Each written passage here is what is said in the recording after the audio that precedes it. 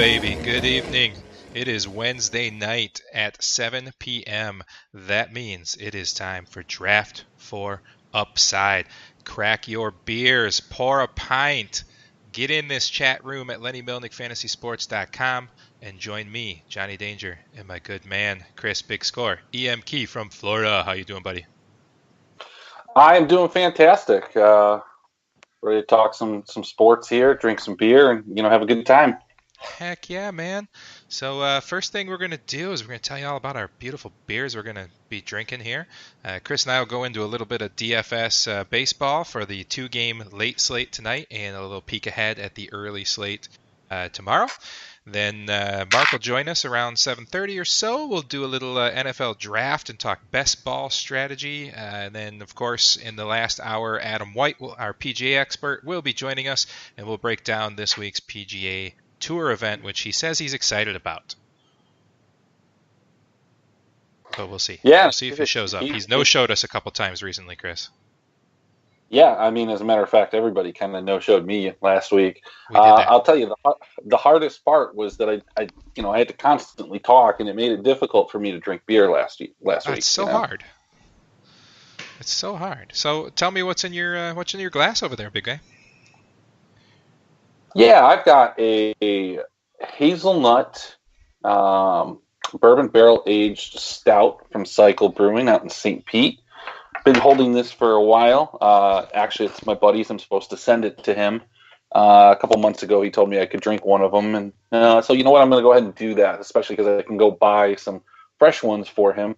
I don't know if it's the same batch, but that's what I'm going with. I got it when it was fresh a couple months ago. Lots of hazelnut, lots of chocolate, lots of bourbon. I'm going to try it right now. Let's see how it's held up. Well, it sounds freaking delicious. And Cycle Brewery is the one that does the Monday through Sunday beers, yes?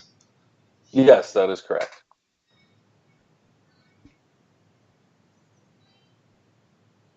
What are you drinking? Well, sir, I have picked up a beer called Little Nap. Lil''Nap. Little Nap. And it is a beer from Prairie Artisan Ales. They are brewed in Krebs, Oklahoma. You ever been to Krebs, Oklahoma? No, I haven't, but I have drank quite a few Prairie beers. Absolutely. So this one is a sour ale with blackberries and lime. So I'm thinking it's kind of like that trend going around right now, the Berliners and Gozas and kettle sour blondes and wheat beers. And we're going to check it out. Let's see. Oh, that's God's sound right there, really.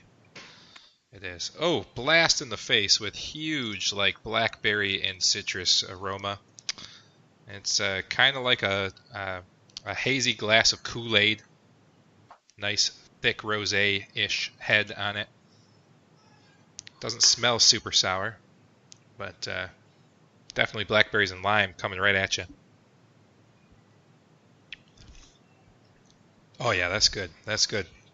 So we make a blueberry lemonade goza that's the same kind of thickness, but this one is much more beer forward with a hefty amount of fruits in the aroma, but not necessarily super tart or sweet on the palate. It's really good. It's crushable, man. It's I don't think it's going to make me want to take a little nap, though. I think that was a ill-placed name. So. While we're still on the topic of beer, let me ask you a question here, because it seems to be a reoccurring theme that I can only imagine is challenging in your life, juggling all the things that you have to juggle. Why are beer dinners always on Wednesdays? Ha! Well, that's funny because I have like 3 consecutive weeks with beer dinners on Wednesdays coming up. It's just one of those things, man. It's a slow night. It's not the greatest night for restaurant sales. But the thing is that doing them on like Sundays or Mondays, which are also kind of slower days, those also are days they get light staff and they let their full-time people take days off. So you tend to get a lot of beer dinners on Tuesdays and Wednesdays and occasional Thursdays. But yeah, it's all about it being a slower night, but a night during which most of the staff is available. Yeah, I assumed it was something along those lines. I know when I worked for a brewery out here, they always had their monthly beer or monthly wine dinner, whichever it was for that particular month. It was always on Wednesdays. So yeah, that's pretty much how it goes. Yeah. So, all right. Well, do they I, not realize that doesn't work well for your schedule? right? Yeah. It's fine. I actually prefer weekday ones because I like the weekends with my family, man. So, I get it. I mean, Friday, Saturdays, want to go out and spend money, but that's the thing is our tap room is like waiting list every Friday, Saturday night. So, I mean, a lot of bars that I work for were the same way. So there's no point in taking up space and making things complicated on a weekend. So, Well, what about a Tuesday? You just have to let them know you've got this highly syndicated show here. You got all right, a lot of people that depend on you.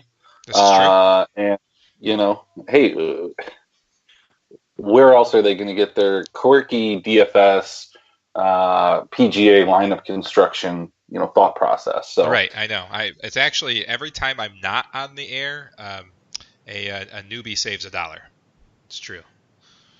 yeah, absolutely. Well, So 2 weeks from now, I have a Wednesday night event, so I won't be here for that show. So this is a regular occurrence. Get used to it. It will continue to be so. so in the world of DFS, I think I have found my arch nemesis, and it's not actually a particular person or a particular player. It's an entire team. It's an entire offense. I think somebody on Twitter the other day, apparently they're having the same issue that I am. They said it's very similar to going to Chipotle. You get really excited. This is going to be great. I'm going to get some Chipotle. And then the next thing you know, while you're eating the Chipotle, it's not as good as you thought it was. You're full for the rest of the day. It's just not as good as the expectations you had going in. And the particular offense that I'm talking about is the Houston Astros. So I think you can basically chart the Houston Astros offensive success and the days where they score 6 or more runs. Those are days I didn't have them in my lineup. Every day that they don't score 6 or more runs, you can bet that I probably stacked them in some form or another. It went so bad that I think I played them 4, 5, 6 days in a row, and then I didn't play them last night, and they went crazy for like 11 runs. In the cold conditions in Minnesota, so super frustrating on that front. It's one thing when you miss the guys in the stack, that's frustrating enough, but when you just have a team that just doesn't want to respond to you when you hire them, it's rough. Needless to say, I've got some Houston Astros in my teams today, but they look like they're going to be the chalk. So I suppose I could be okay if they fail. It's possible. It's possible. See, this is proof that God exists here because honestly, if he's out there, man, he's bored as hell, right? And the whole world's connected. And why not just pick a few random people and just fuck with them and let the cosmic world align? Yeah, I mean, or we're just a big Sims simulation, and the guy that built my house is, I don't know. Oh, it's good shit. It really is. Sorry if we're not family friendly tonight. I don't know if I clicked on the explicit link or not, buddy. I don't know. Feeling rowdy though. So, I always try. I try and keep it together. Some things slip out in the 8 o'clock hour, especially after 9 o'clock. But we're not on the air at that point, so yeah. It's okay. I think it's okay. We have a disclaimer. If you're listening after 8:15, 8:30, it's at your own risk. That's about 4 or 5 beers deep in, and definitely listen at your own risk at that point. Yeah, absolutely. So, I think I talked about it a little bit last week when you weren't here. I don't know if you listened to this portion or any of it at all. I know you were kind of wrapped up and busy, so you might not have had the opportunity. But boy, did we ever pick the wrong year in the Lenny Melnick League to go pitching heavy. It just doesn't seem like any of these guys are having a good start to the year. Even a guy like, Trevor Bauer yesterday, who was uber chalk in DFS and ended up having a good game because they certainly let this guy go for 110, 120 pitches per game. But he even struggled early. It didn't look good for his ownership. On the season-long side of things, you've got Max Scherzer struggling. Walker Buehler has not looked, fantastic, at least results-wise. DeGrom's looked poor and has been injured. Verlander's had his challenges. It's some of these guys. Out of all the pitchers that we selected, the one that fell the furthest and the one that we had the most worry about, at least initially, was Zach Greinke, and this guy, if he gets past a couple batters in the first and doesn't give up some home runs, he's been spectacular in later games, and he's racking up strikeouts. I know Chacha was talking about him this morning, being I think the next guy. If he plays long enough to get 3,000 strikeouts like Sabathia just recently did. And he's not a guy that's pitching with any type of power. It's all finesse. So I certainly think he can extend it. But, man, we really, really needed some more hitting because our hitters are what you would expect, and our pitchers are not carrying the load.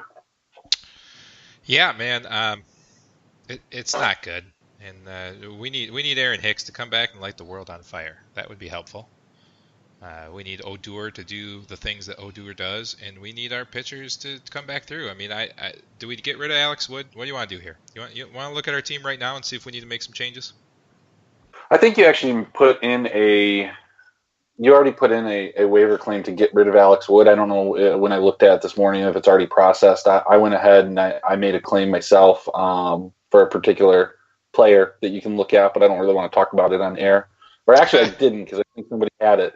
I'm thinking about it in all my other leagues. But, as we're speaking right now, Max Scherzer is struggling against the Cardinals. He's got men on second and third. He's given up a run, 3 hits. It's bonkers, man, especially against the Cardinals right-hand heavy team that, historically he's been great against both sides of the plate, but, is susceptible to lefty power. They don't have any left-handers in that lineup, but I will tell you that the thing that is pretty interesting about the Cardinals, at least for me, and I think we might even have him on our team if I'm not mistaken, but I drafted a lot of Jose Martinez in best ball, and Jose Martinez these last 2 weeks has been pretty fantastic, and he's been one of my top 3 scoring outfielders in every team that I have, and most of those teams have been pretty successful. So we wanted him, and he got taken like 2 picks before we wanted him. Yeah, at first it looked like he wasn't going to play very much at all, but these injuries to Tyler O'Neill, Harrison Bader, who's back, but really kind of gave him an opportunity to come out here. He's hitting 364, just been a constant producer. It looks crazy at the plate with his movement of his bat and his body. It's tough to watch. It gives me anxiety, but it gets him some results. So, hey, you can't argue with that. Yeah, I mean, our pitchers, man, Scherzer's got 1 win. 1 win. They're just, run support's not been good. His ERA's not been great. He is striking people out, though. He had 54 strikeouts in 39 innings going into today. Walker Buehler's not even getting a guy per inning right now. That's been sucky because we kind of took a shot on him. The one guy that we took the most hell for has been tearing it up, man. Zach Greinke. 44 innings, 46 strikeouts, 5 wins, ERA under 3.5. Yeah, well, okay, so strategically, there was 2 things that I think we could have improved upon. One, that we didn't really, realize that we were going to have a reintroduced juiced ball, and I almost think that some of these pitchers, and I haven't charted it back historically, so I don't know what type of work that they usually do in spring training versus what they're doing here or what they did this year, but I'm thinking maybe some reduced workloads, and in a lot of these cases, these guys are getting out or pulled in the 4th, 5th, 6th inning for a variety of different reasons. Whereas if they could stretch it out and go a little bit longer, maybe they could save some of these games, and maybe they could, just dig themselves into worse holes. But Trevor Bauer being a prime example of that yesterday. He struggled in the first 3 or 4 innings. Certainly could have pulled him after the 5th or the 6th. They had a 3-4 run lead, something pretty substantial, but they let this guy go into the 8th inning on a regular basis, even with a 3-4 run lead. Saves their bullpen, which is good.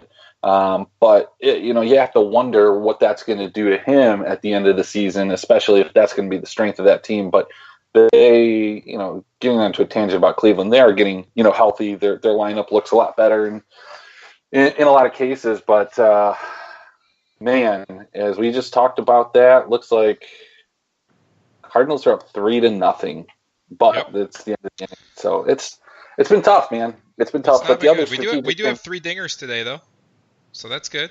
Vasquez and Moreland both for Boston, and Gallo hit us another one. So yeah, Joey Gallo. We punted batting average because of Joey Gallo, and this guy's hitting like 270, 280. Yeah. Yep. He's having a pretty good season, and he's just killing the ball at this point. I don't know if you've seen the highlights of his home run last night and Oh, highlight of his home run today.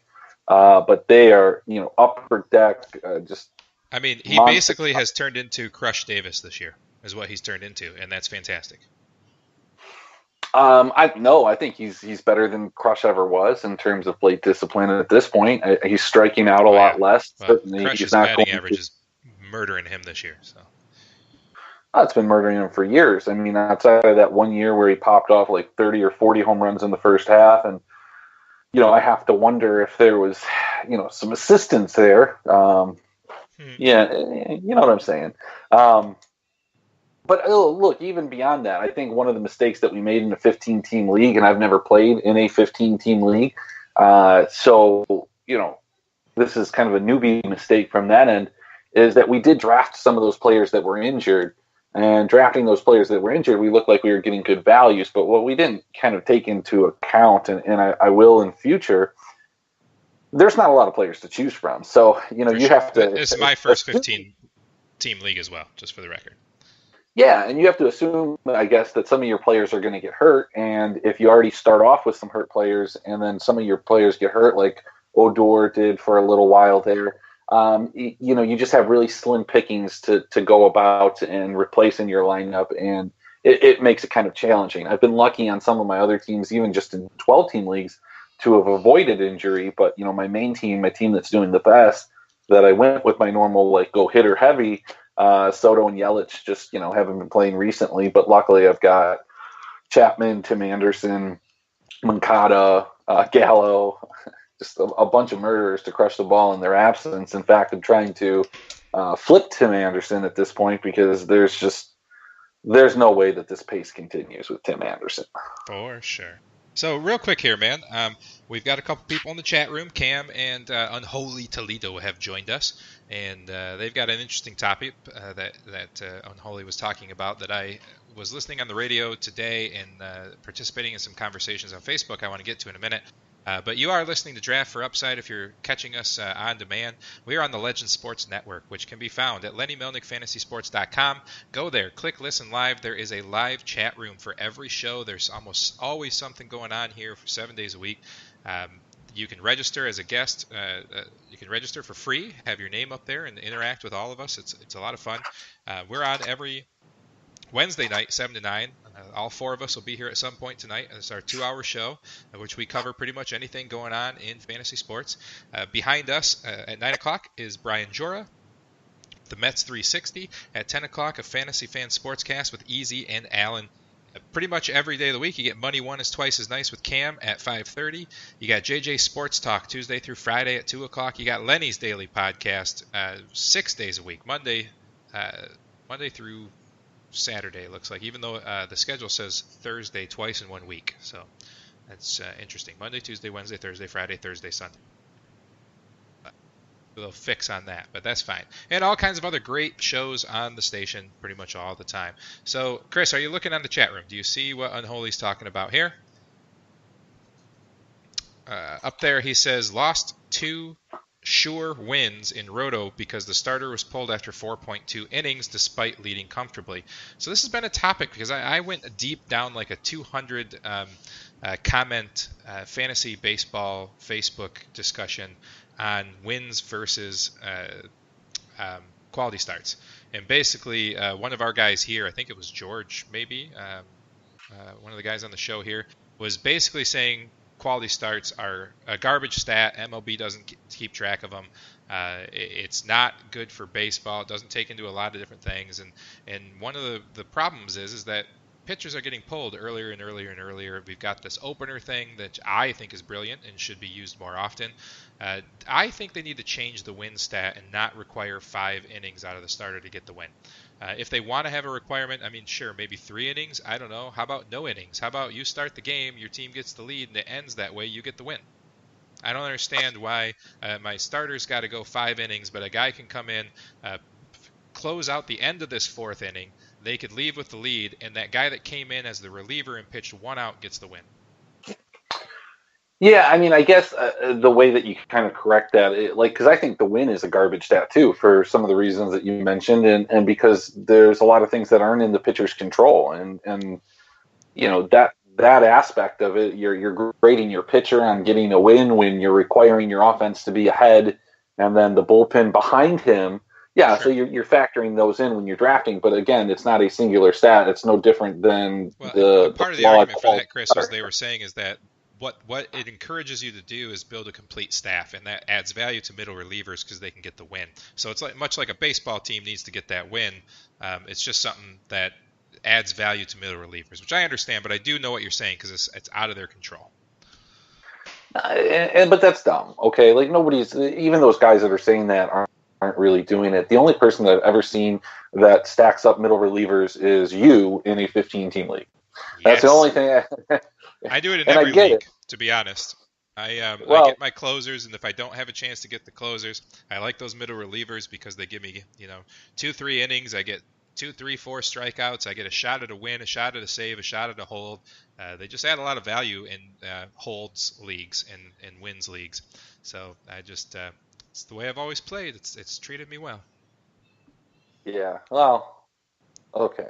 I think there's value in getting guys that are second or third in the rotation for closing duties because they'll pick up the saves when the other guy, if they go on a streak or somebody gets hurt or loses the job. I think that there's tremendous value in that. But some of the middle relief guys, I don't get it. I'd rather have a kind of mid-range starter and kind of stream them in. I mean, I think that's why it's okay to have innings limits. Or are you saying innings requirements? Okay, I got you. I thought you were innings limits because I'm in a couple leagues where a guy just will rotate a starter every day and make sure that he picks up the best available starter, plugs him in. Certainly, you can win your strikeouts as a result of that, but you subject yourself to some pretty gaudy numbers for your ERA, your WHIP, and a couple of those things. But so back to what I'm saying here, like I'll take it's an extreme example, but it's what really got me hooked on it. Remember Chris Davinsky a couple of years ago for Houston when they made that first run and came short before they got Verlander? Dude would come in basically in the 5th or 6th inning. He'd pitch 2 to 3 innings. He'd strike out 5 or 6 guys.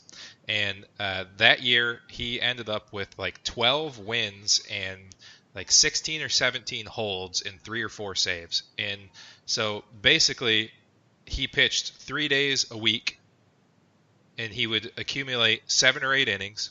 I would almost get a win, almost guaranteed a week out of him, sometimes a hold, sometimes 2 wins. So he was pitching the same amount as a regular starter with 1 start in a week. I was getting higher strikeouts. I got the win possibility. I got the hold possibility. I picked up a save once because he did a 2-inning save.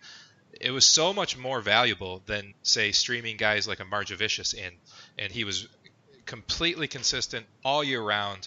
And he also ended up like starting 2 games because of some injuries, so he had starting pitcher and relief pitching availability, so I could keep my normal closers in, slot him in a starting pitcher spot when I didn't need them all for starters for the day, and it was a powerhouse a move. And yeah, I chase it a little bit here or there, but when you find guys like that, they're just unbelievably valuable. Yeah, but I don't think that you find guys like that. I don't even think that there are guys like that per se every year, maybe 1 or 2. And that's kind of where I'm getting at is if you can find a guy like that, or if you can get even Hader last year before he took any type of closing role, when a guy's going to pitch 2 or 3 innings like Ottavio or Ottavio, I can't, you know who I'm talking about. Yeah. Yes, there we go. He was pitching 2 to 3 innings a lot last year. So look, if you're getting 8 innings out of the guy, that's fine. But if you run through a guy like John Gant, that's maybe going to get 4 innings, maybe 3. You let my boy John Gant alone. You leave him alone. He's my boy. Look, we have 2 or 3 other guys on our team that are similar to John Gant. He's just the one that it pops out in my head. So that's my point. Is like you're using an extreme example to support your point, and I think that the example that you gave is a fantastic idea for that guy, but a lot of these guys that don't see a lot of run throughout the week, I don't think it's as viable. And yes, to answer the chat, they have a great whip. Well, that's great because they pitch 1 inning. So they have, as long as they go hitless there. But the problem is if they make a couple mistakes and have a blow up inning, it's harder for them to recover from that. And it's not going to have that. We're in a 15-team league. We were the last people to pick closers. We don't have anybody. So having a couple of guys that, which I wish there was holds in this league. I really like having holds because it adds value to those guys that aren't a starter and aren't a closer. And I think that helps really um, add some competitiveness in the pitching categories. But that's besides the point. You just like holds because you're the only person that wants to roster 4 or 5 middle relievers, and Right. you know that it gives you an advantage when you have holds. That's the only reason. Like, let's be honest. It's true, but you got a guy that's pitching 5 or 6 innings a week, 4, 5, 6 innings a week, and he's getting good ratios. It's much better than taking a shot on a blow-up starter. That's just my opinion. And having to constantly go back to the waiver wire back and forth. And all my leagues but this one have limits on how many times you can go to the waiver wire. My home league has 6 a week that you're allowed to use, and my other, the biggest money league I have, has 60 total moves a year that you can make. So, I just get in these habits. Maybe that's because of those leagues I play in, but getting these very good middle reliever guys help me from having to stream pitchers constantly and waste my pickups. I don't know. I think that I do a pretty good job of getting those fringe pitchers a lot of times. 15-team league, it's a different ball game. So, I'm not knocking it as much in the league that we're in here. But I don't think I would ever employ the strategy in a 12-team league. But in a 15-team league, you got to kind of scrape and get the guys that you can get and do what you can do. But for example, I just don't think I would do that in my home league. And I know that I think it was Cam asked who I was looking for on a Tim Anderson type of trade. This is what I offered somebody, because the problem right now in a 12-team league is that there's a lot of actual viable shortstops. And if you only have one shortstop position, it's hard to get that value out of it. But I offered up Yasiel Puig and Tim Anderson for David Price and Ozuna. I think that is more than fair. I think he's getting a huge increase on the Tim Anderson, but I just don't think Tim Anderson profiles as a player that's going to continue to do what he's doing this season. Got off to a fast start last year, kind of dipped off in the second half, and he has not changed anything in his plate discipline, anything in his approach. All of his numbers look pretty much the same. He's just getting better results the first half of this year than he did last year for the same, doing the same thing. So that's why I think he's a prime regression candidate. And I'd rather get a guy like Marcell Ozuna, who's hitting in a better offense, and David Price, because I do need some minor pitching help. I'm running out there with Swanson, Pomeranz, Corbin, Flaherty, Velasquez, Turnbull, Eflin, Darvish, and Woodruff.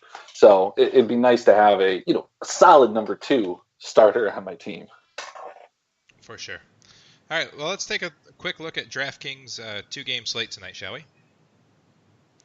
Sure, let's do it. Since I already reserved a $12 single entry tournament, and it's full, so I can't back out of it. So we're going to have to break it down.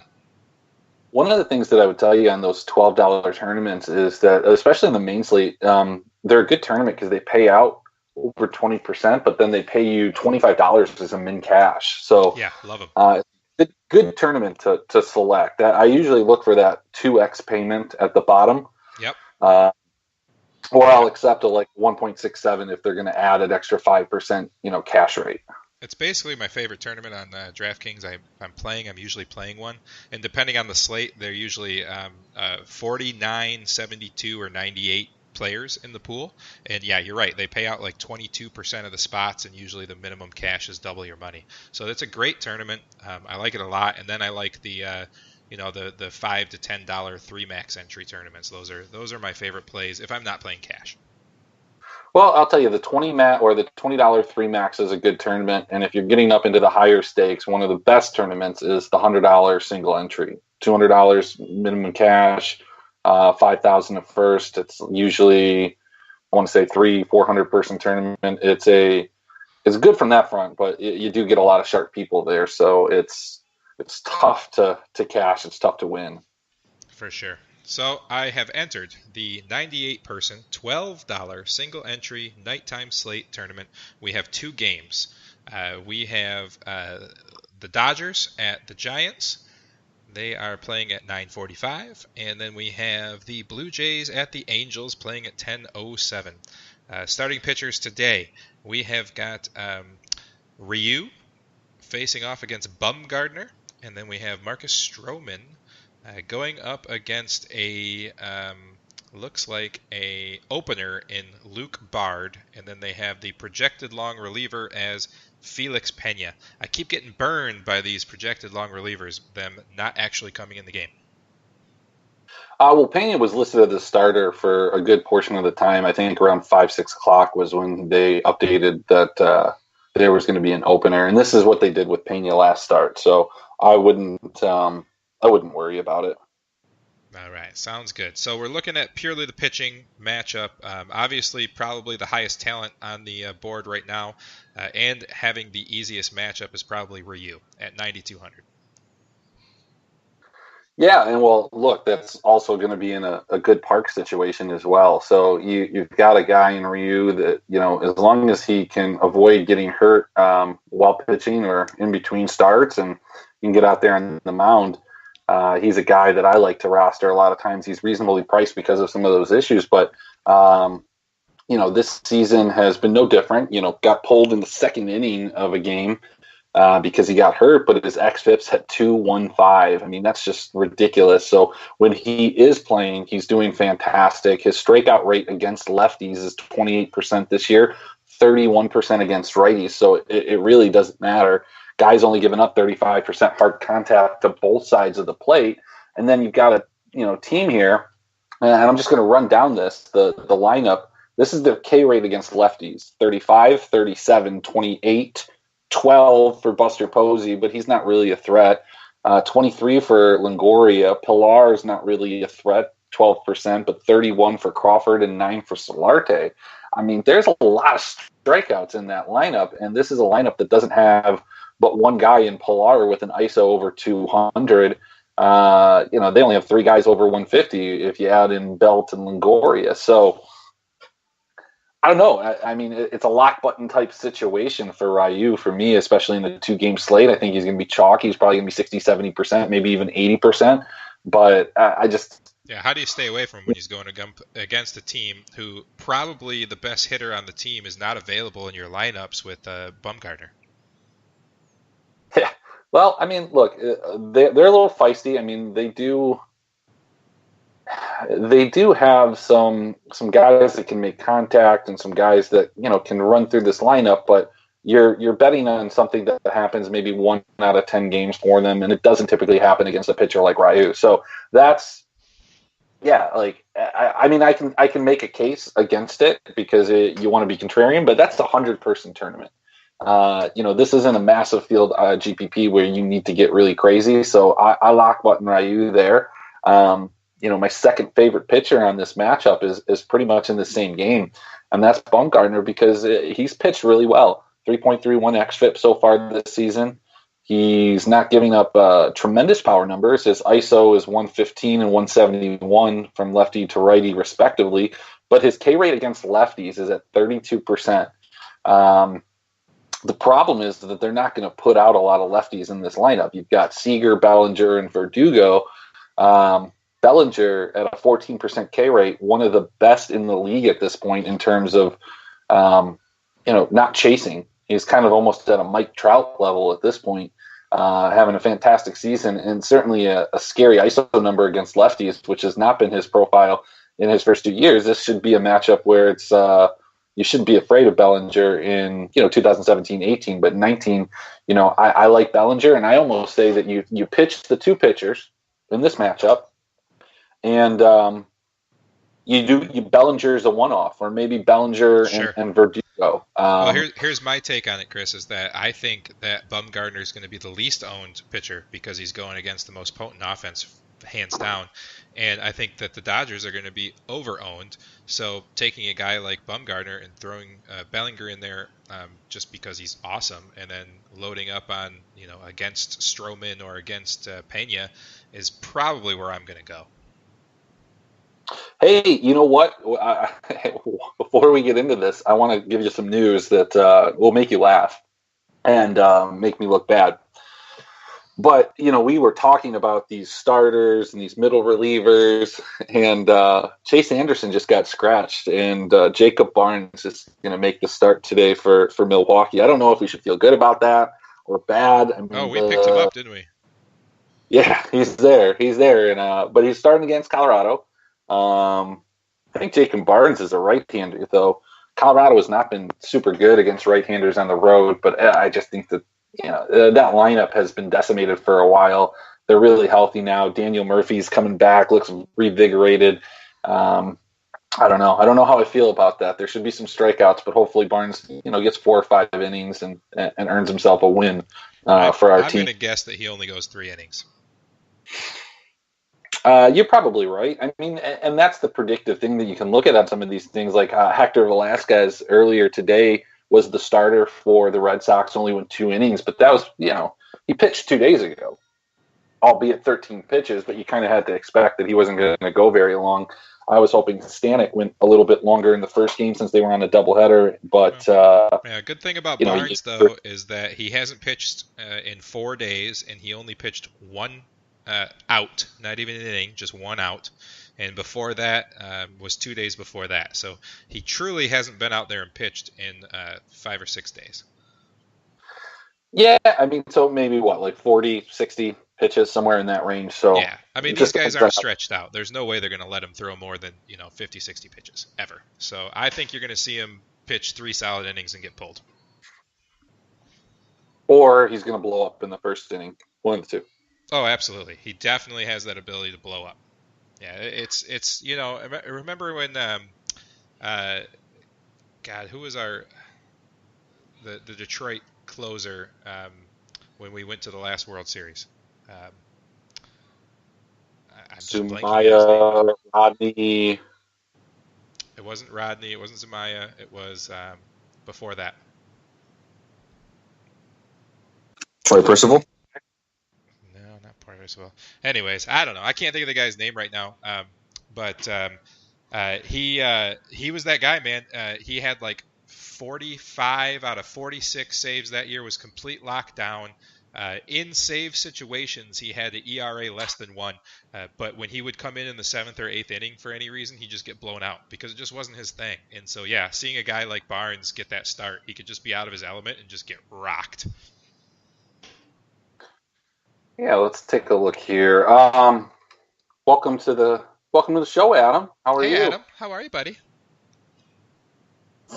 Hey guys, just been listening in, learning about some baseball. I like it. Do you have a beer? No, straight to the bourbon after work today. Ooh, I like it. Straight to the good stuff. Actually, it is a delicious rye, redemption rye, quite tasty. I like that. I've had that before. Mm-hmm. Enjoy it. Looks like Mark might be on the call as well. I can't quite tell. What? Doesn't look like he is. Nope, I'm sorry. He's not. I lied. I'm a liar. I'm a lying pants. All right, so were you thinking 2006 or 2012? I'm sorry? For the Tigers. 2006 or 2012? It was 6.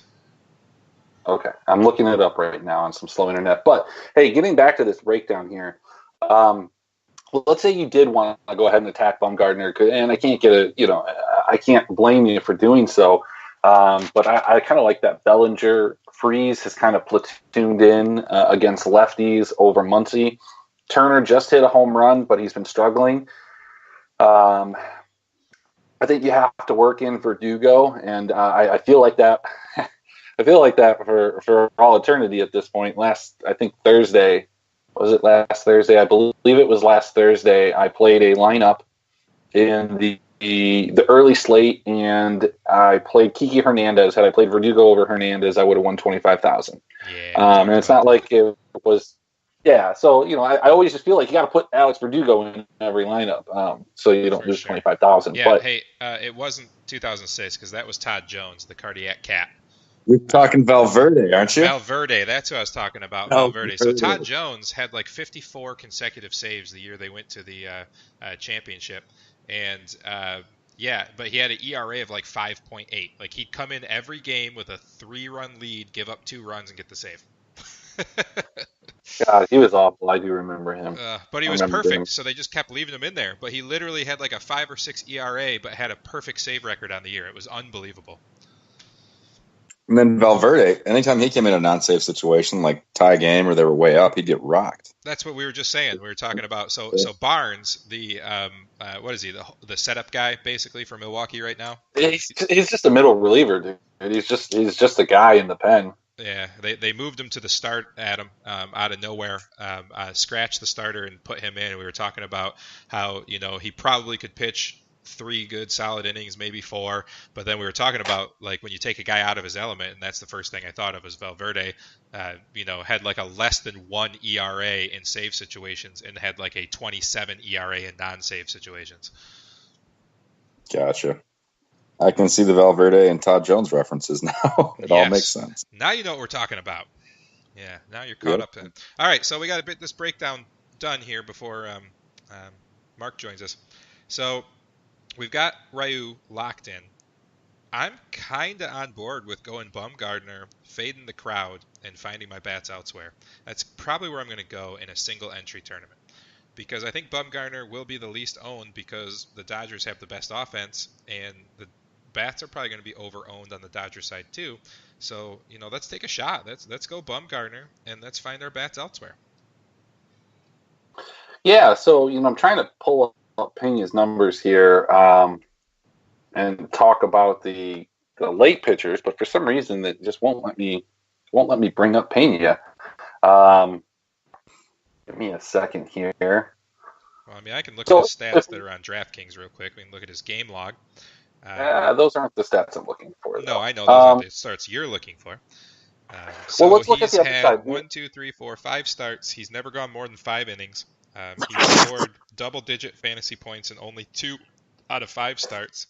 And let's see, in those starts, he has struck out 8 and 5, 7 and 5, 2 and 4, and 2 and 5. So he's about a strikeout an inning, but he's not going deep into games. Obviously, he's a long reliever at this point, so he's not really technically starting the game. But it looks like his cap is somewhere in the 70s of pitches, unless he's going real well. So he's only going to get 75 pitches in, and he's probably only going to pitch 4 to 5 innings. Well, okay, but here's the thing. It's a little dangerous to look at those stats because the guy on the other side is Marcus Stroman. And if you take a look at Marcus Stroman's stats in the same vein, you're going to look at this guy and you're going to be like, man, I should really start this guy. There's no reason not to. Look at his results. They've been fantastic. He's incorporated a couple different pitches, eliminated some other ones, gives him a little bit more in the terms of K percentage, and he's been a guy that I have at really low ownership in a couple of these matchups, specifically against Oakland, that profitable.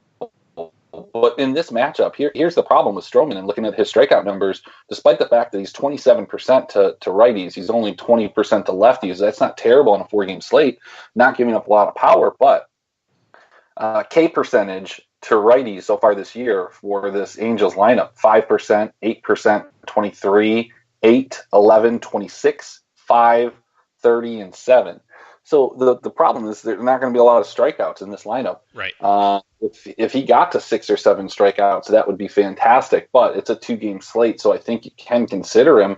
If you don't think guys like La Stella, who's leading off and is very interesting leading off because he's shown a lot of power, hitting ahead of Trout, who I think makes you infinitely better, and then you're followed up by Goodwin, who's shown some power too. I like that 1, 2, 3.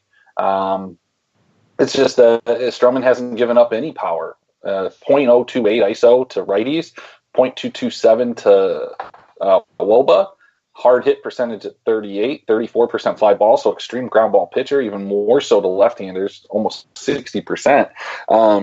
You can make a case that these guys are good picks, but at the same point, you can make a good case that they're not. I mean, just the fact that it's Tommy La Stella and Goodwin and Lucroy at this point in his career can kind of tell you that these guys aren't very good. But, I can certainly, if you're going to go that way and you're going to go the Bumgarner Ryu, I think you almost have to stack the 1, 2, 3 here. Maybe if you want to go all 5, you can go Lucroy and Bohr. And maybe you're hoping that Stroman is the guy that people flock to as their second pitcher with Ryu, and you're going to be a little contrarian by going with the Angels, who certainly have the ability to get to him and I think are probably more likely to do so than the Dodgers in Oracle Park, getting to Bumgarner, that is.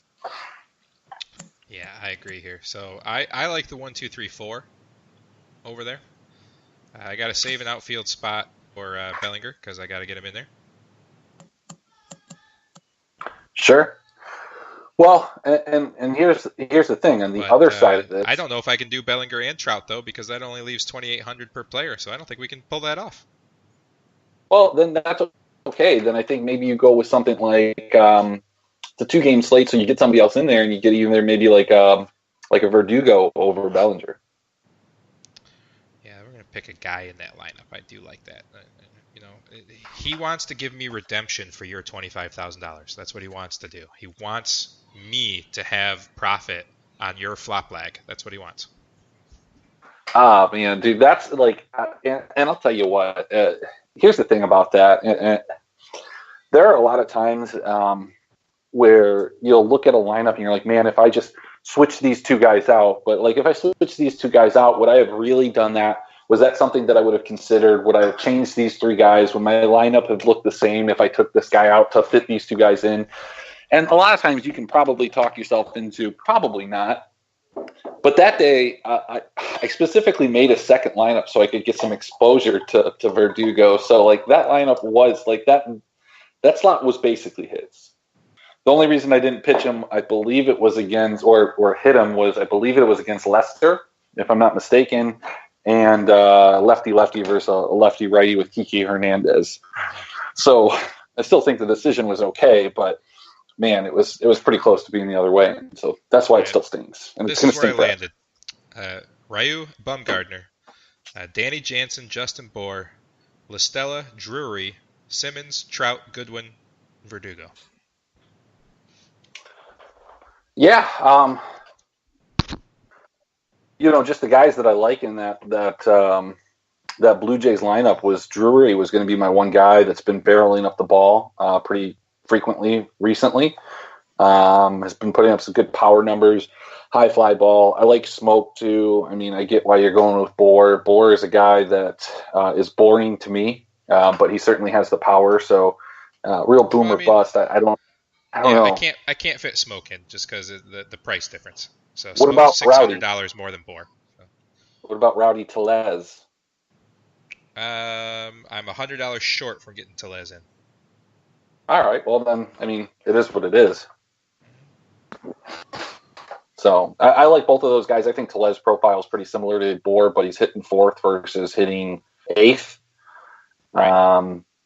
And he's on the road as opposed to home, which gives him an extra at bat. With good hitters, I don't think that's necessarily, or an extra inning at least. I don't think it's as important with good hitters because I think the efficiency drops when they're on the road. But I could take Simmons out and put Freddie Galvis in, and then I could get Tellez instead of Bohr. So it would be switching it really over to a Blue Jays lineup rather than an Angels lineup.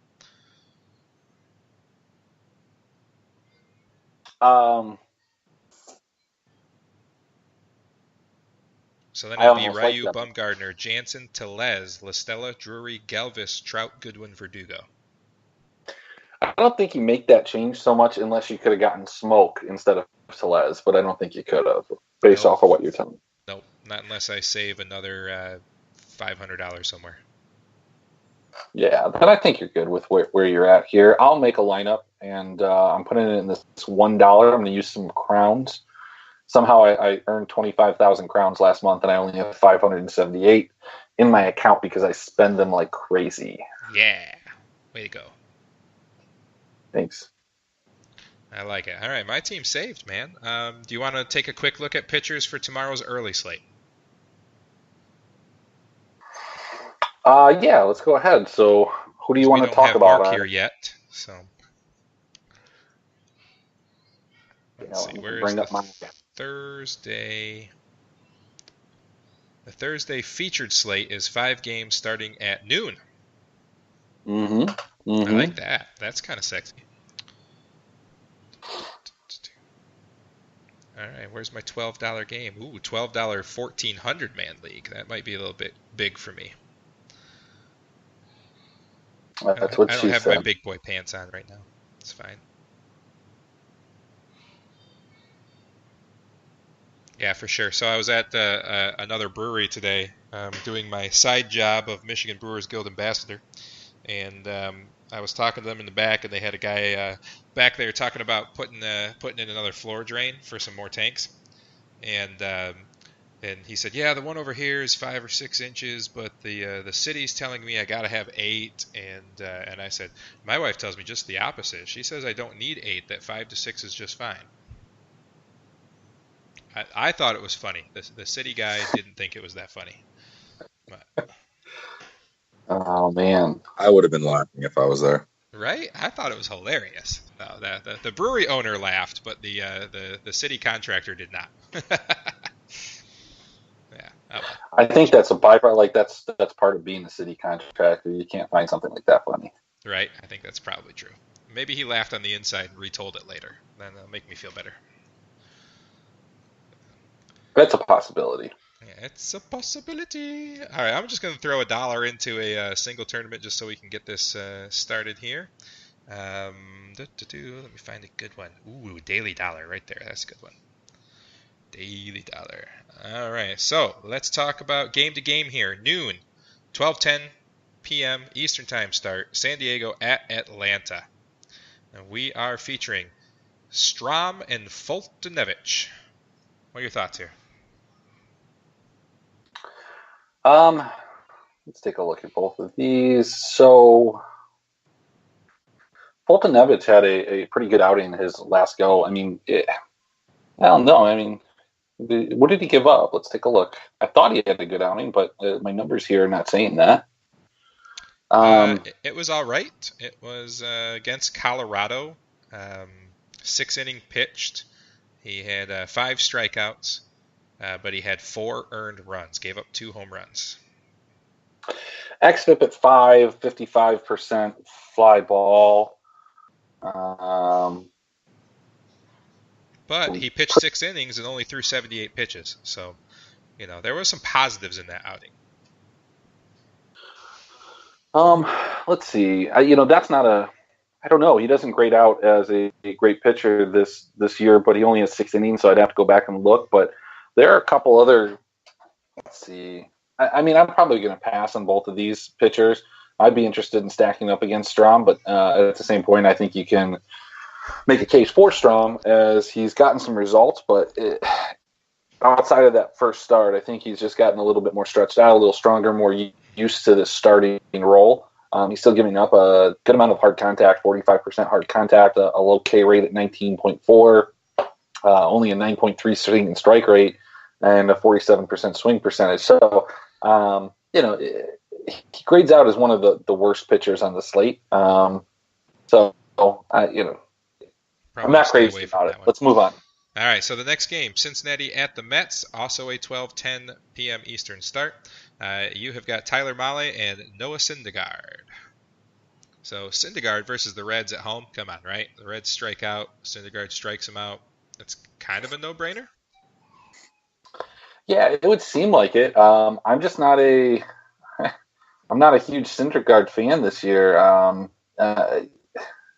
Looking here, I don't think he's gotten a lot of the results. His xFIP's okay. His K percentage is good. I think just looking at his game log, starting from his first start, he's giving up 4 runs, 2 runs, 4 runs, 5 runs, 4 runs, 5 runs. Yeah, that's what I'm saying. Is he's not giving up a tremendous amount of power, but he is giving up hits. His run prevention ability has not been there this year. So I still think he's going to be popular. So he's definitely a guy I want to stay away from as a rule by that. But I don't think I'm stacking up the Reds by any means against him. I'm probably going to avoid that game as a whole and move on to the next. Yeah, he's got a 4-1 strikeout to walk ratio this year too. So very bad numbers for what we know Thor can be. Mm-hmm. So, all right, let's look at the next game. So far we've found no pitchers that Chris likes. So we've got Houston at Minnesota at a 1:10 Eastern start. And, of course, you have Brad Peacock versus Jose Berrios. So I like Berrios in this situation, and I don't think he's going to be super popular. I think this is an opportunity for him. He's traditionally better at home. Nice strikeout percentage for him specifically, but you have to look at the lineup that he's going to go against. Low on the hard contact, certainly a dangerous matchup, but I think you're going to get Berrios at a pretty low ownership. I don't know what his salary is. He is the highest guy on the slate at 9,900. And I think that makes it really interesting. If he was second or third, I think that makes the decision a little bit harder. But I don't think a lot of people are going to reach up for Berrios. I think a lot of people will stack up Houston, and I certainly think it stands to bear on what Houston does today. I'm interested in Berrios. I'm not interested in Peacock, not even one bit against that Minnesota team, especially if Minnesota has some struggles again tonight. That'd be like 2 games in a row. I'm very interested in Berrios. I'm interested in. So this is the scary part, buddy. This is when I agree with Chris, and that's when usually things go completely wrong, right? So when I looked at this slate originally, that's the first thing I thought. As I said, all right, man, this is a guy who has been very good this year, but he's the highest priced guy on the slate. He's going against a guy that the average fan, much like myself, before I get into it with you about things, looks at and go, oh, Houston's a good team. He's $9,900. I'm going to stay away from that. So I think it is a great spot to take the highest priced guy on the slate and get him at lower ownership than you would normally see whoever it is at the top. So here's the challenge. When you talk through it yourself, and I have a hard time doing this when I'm just talking to myself in my head. Sometimes I'll just randomly find somebody and I'll talk to them and they don't know what's going on, but that's okay. I just need to talk it out to them. You don't arrive at these type of conclusions where you're like, yes, this is what it is. Somehow I tend to talk myself into chalky situations when I shouldn't. Syndergaard would be a guy all year that's had chalky situations. You can look at the stuff that he's throwing, the velocity, the movement, the selection, and it looks fine. But he just hasn't had the results. One of the things that I was thinking about it, and maybe I'll get to back testing it here in a second, but I feel like I've noticed that and this is just a feel, so I don't have anything to back this up. Completely, going to caution that. I feel like the Milwaukee pitchers have had a better, at least the starting pitchers have been better, whereas the Dodgers pitchers have been worse. All their stuff kind of profiles the same that it did. So there's not necessarily something that you can point to and say, oh, well, that makes sense. It's fastball's 3 miles an hour less or whatever the case is. But there is one thing that's changed on both staffs, and it's Yasmani Grandal, who's one of the better pitch framers behind the plate. I think part of Walker Buehler's struggles could just be that Austin Barnes isn't as good of a catcher as Yasmani Grandal. So got a little bit off there. Let's move on. Could be true. That's all right. So, what do you think? Am I locking Berrios into my SP1 spot?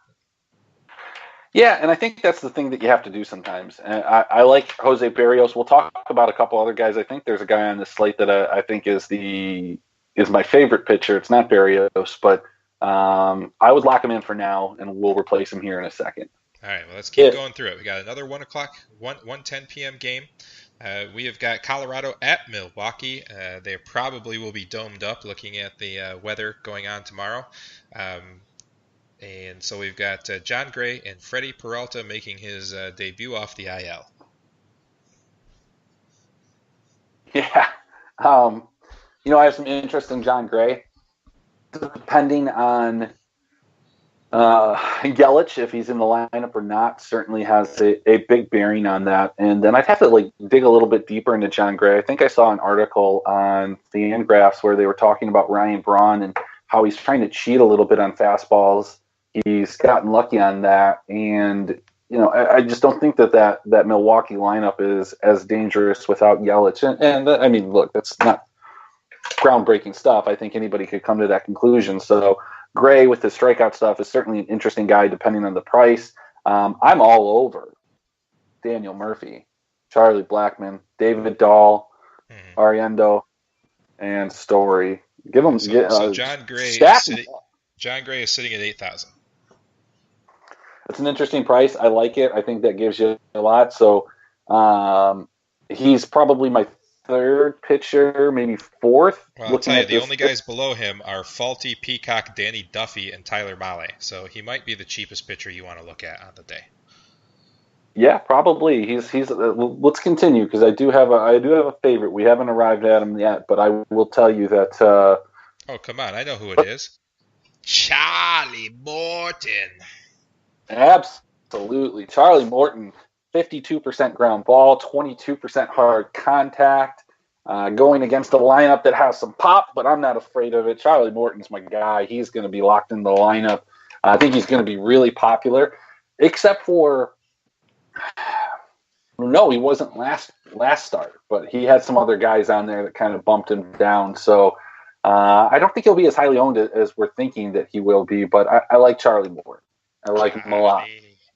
All right, so here's my big problem. I want to try to fit in Berrios and Morton. Is it going to be possible? Is there enough value in these guys? Of course, we have to see starting lineup, so we can't really break that down at 8 o'clock at night. 14 hours before the game starts. But who have you liked in some of these lower end spots on some of these other teams? Do you have anybody, or is it just too damn early to even think about that? I think if you're going to stack up the Colorado team, you don't have to go through that 1 through 5. I think Tapia is an interesting guy. Walters, I think you can certainly find a couple other places. Let's look at these games here. Let's see.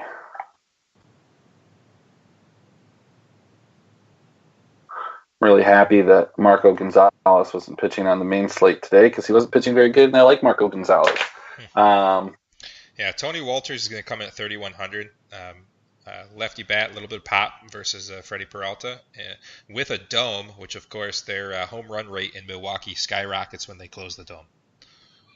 Well, I think the thing to kind of profile is when you're looking at the guys on the Rockies, and I mean, I think we can even look at the guys in the Rockies right now and how they hit against fastballs. I mean, that's the real thing that you're looking at because that's all Peralta throws.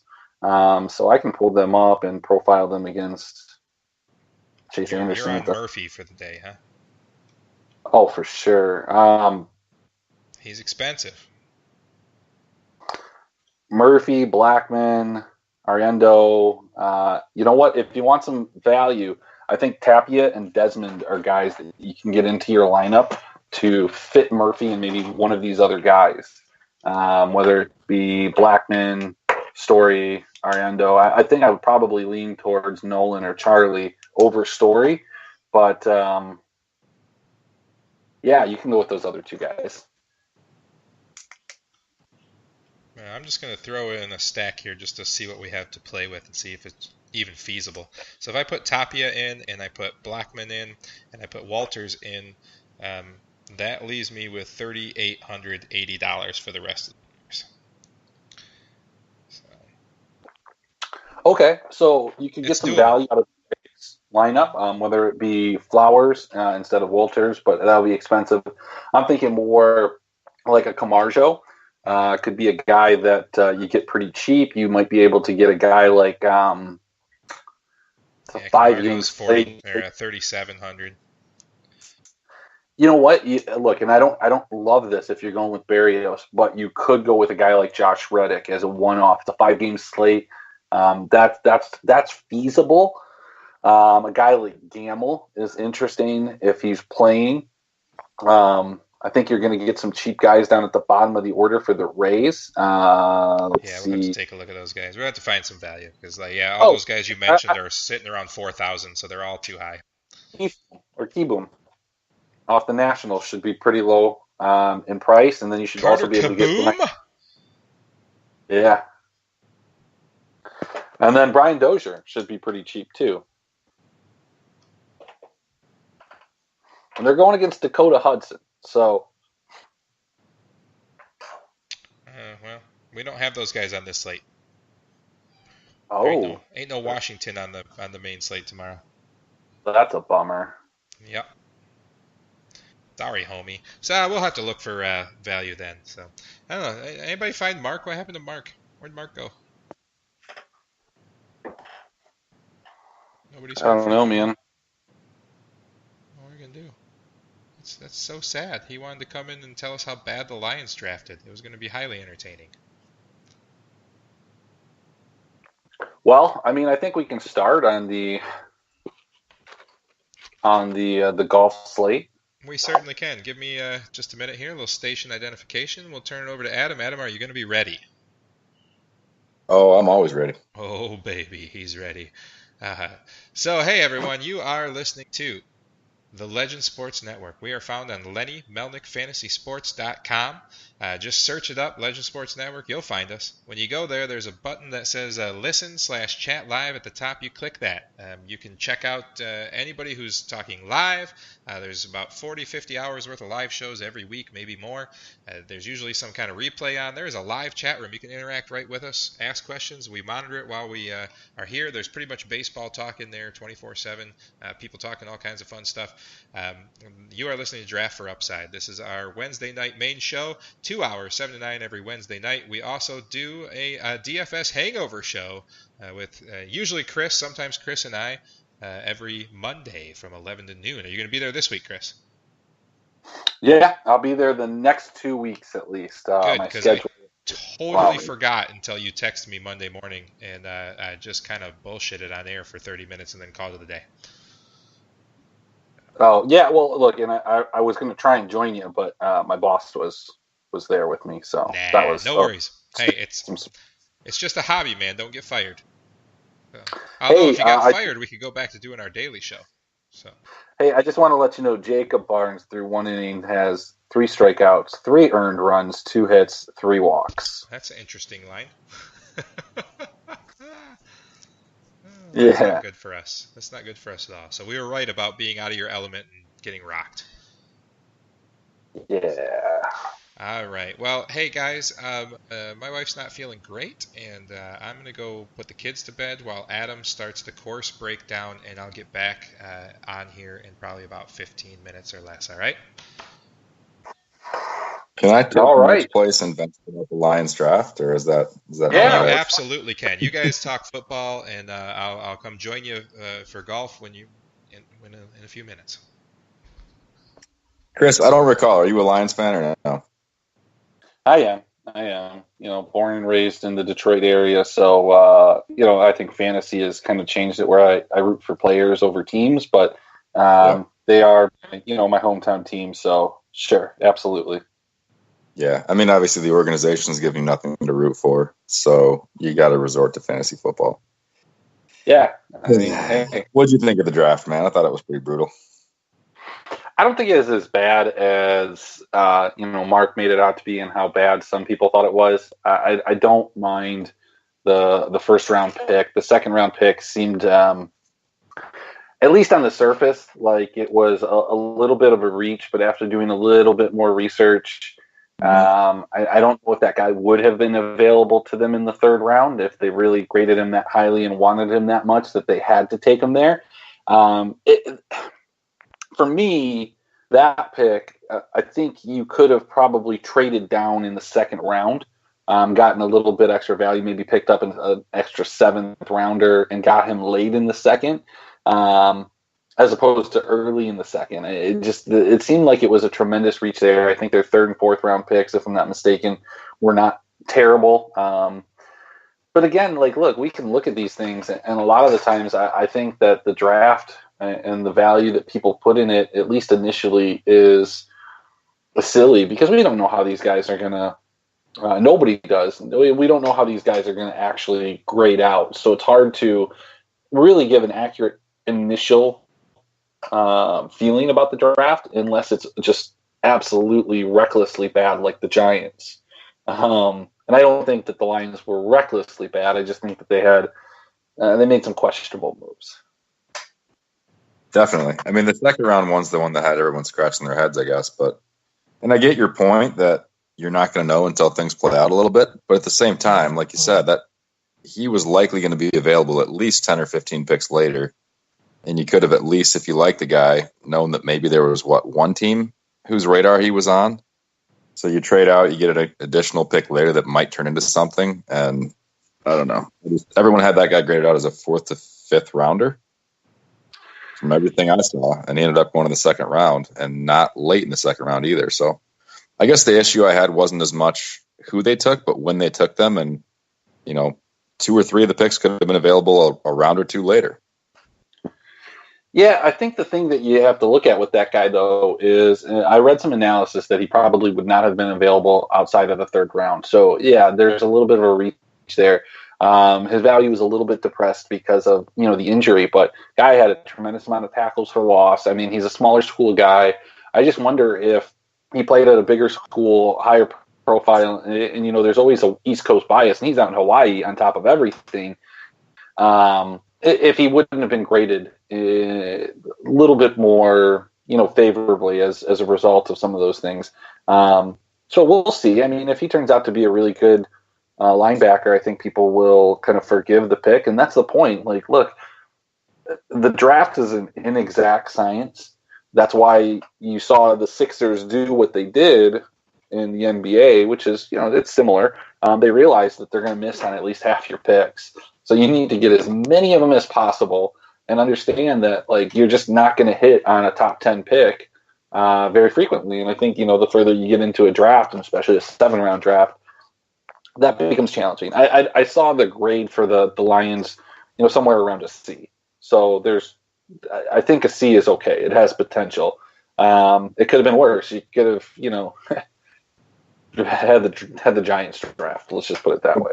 Oh, I mean, the Giants were awful. They're the worst organization in football, maybe along with the Raiders. But I get where you're coming from. Like, my issue is the Lions don't have. I mean, name the guy who's an undisputed Pro Bowler, like playmaking stud on that team, either offense or defense. And is Hawkinson really going to be that guy within a couple of years? Maybe, but he better be a Travis Kelce type, a George Kittle type who can also block if you're taking him in the top 10. I just didn't like the draft capital they spent on a guy who's a tight end. I mean, that position just doesn't have the impact that a defensive lineman or obviously a quarterback. But there wasn't anybody. Yeah, but he profiles like a Rob Gronkowski. A lot of analysts would say if they had to bet on one guy from this draft class making the Hall of Fame, it's him. Yeah, he better be. So, I mean, he doesn't even need to be. If he's a viable red zone target that's a top 6 or 7 tight end in the league, I think you're fine, because I think a lot of the guys that Lions fans wanted around there, the biggest comparison that I heard was people are like you could have gotten Ed Oliver. I mean, look at what Aaron Donaldson does. Stop it. You think that's who that guy is? Like, there's only one Aaron Donaldson. Like, stop it. That guy isn't him. Like, there are plenty of guys that play in the interior, and we don't really need a guy in the interior. If Josh Allen had dropped to us and we took TJ over Josh Allen, I think you could make a major case that was a bad move. But every early mock draft that I saw had us taking TJ. So I wasn't surprised by it. I didn't think it was a bad pick. Like I told you guys, I used to play tight end. So I think, I have some value on that position. I caught the one ball. I was the leading receiver on the 7th grade Davis Raiders team with 1 reception on 1 target, mind you. 1 reception on 1 target for 14 yards in the 6th game. For a first down, obviously, it was 14 yards. And I believe we scored a touchdown on that drive. Because I survived it. So I think I'm in a good spot to be able to analyze and tell you, because I played the game, Congratulations on that. Very impressive. Now, I guess the biggest issue is this team needs depth. It needs quality starters across the board. I think with who they took, they could have traded down and potentially given themselves more chances at picking some quality picks down the board, and they just didn't do that. I don't know. Even at the Hawkinson pick, like who's taking him in the next 3 or 4 picks after? Maybe Jacksonville, but I don't know. It just didn't make sense to me the way it all broke down. But we can move on to golf. Lions. I think the other thing, just in closing, that you have to think about with the Lions is that they probably understand that their window is probably a lot smaller than people are thinking about. Matthew Stafford is not young. Who knows how long he's going to play? You want to give him some weapons. And look, I mean, he's got some health issues in his family with his wife that might shorten his career beyond what he could actually play.